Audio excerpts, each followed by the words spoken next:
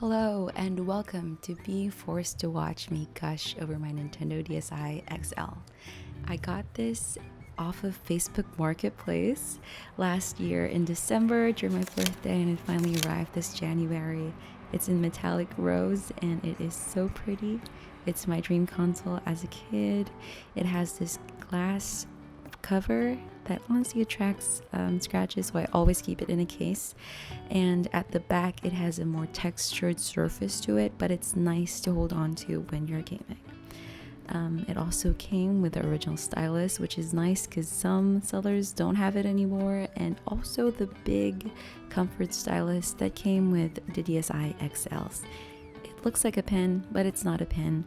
It is fake news. It also came with this hard case that was in pink, and yeah, I'm really happy that I got it.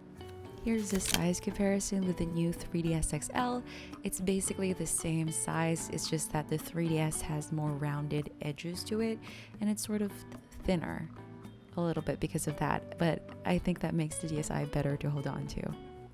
Here's the size comparison with the new OLED Switch. It's basically the size of the display. And here is a comparison with the Tamagotchi I'm currently running. It's about the same height. So let's power it on and show you what's on my DSi XL. I actually hacked it, so it's running on custom firmware, specifically high CFW.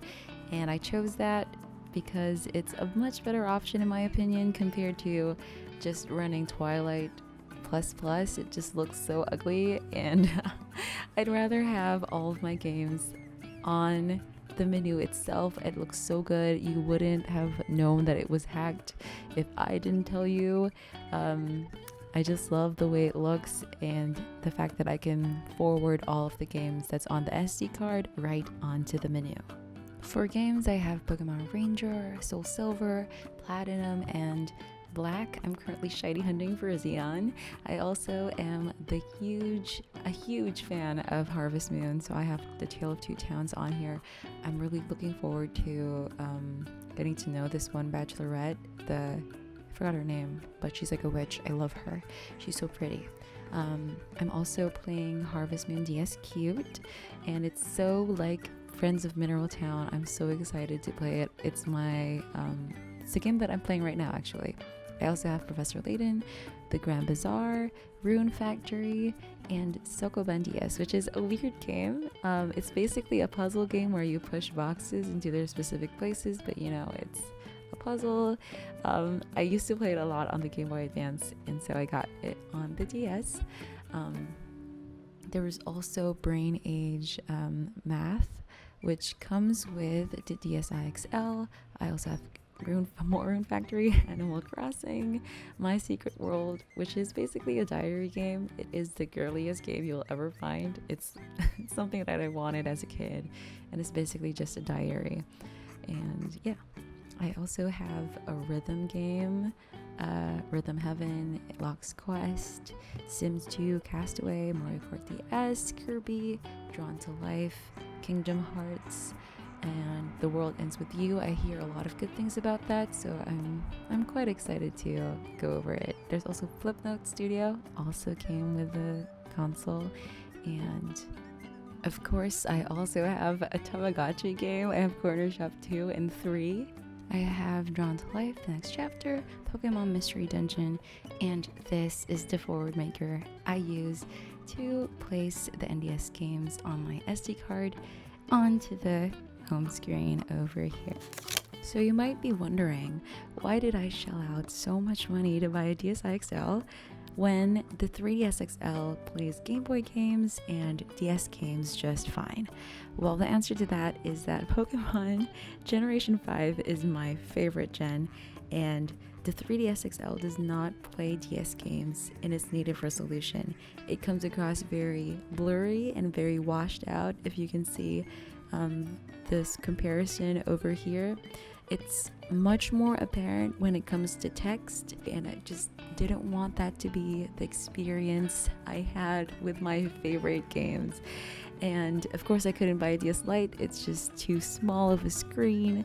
And the thing is, with a lot of the DS games, most of the action is happening on that top screen. So if it's always blurry, it's just not a good gaming experience for me, and I didn't want to experience that.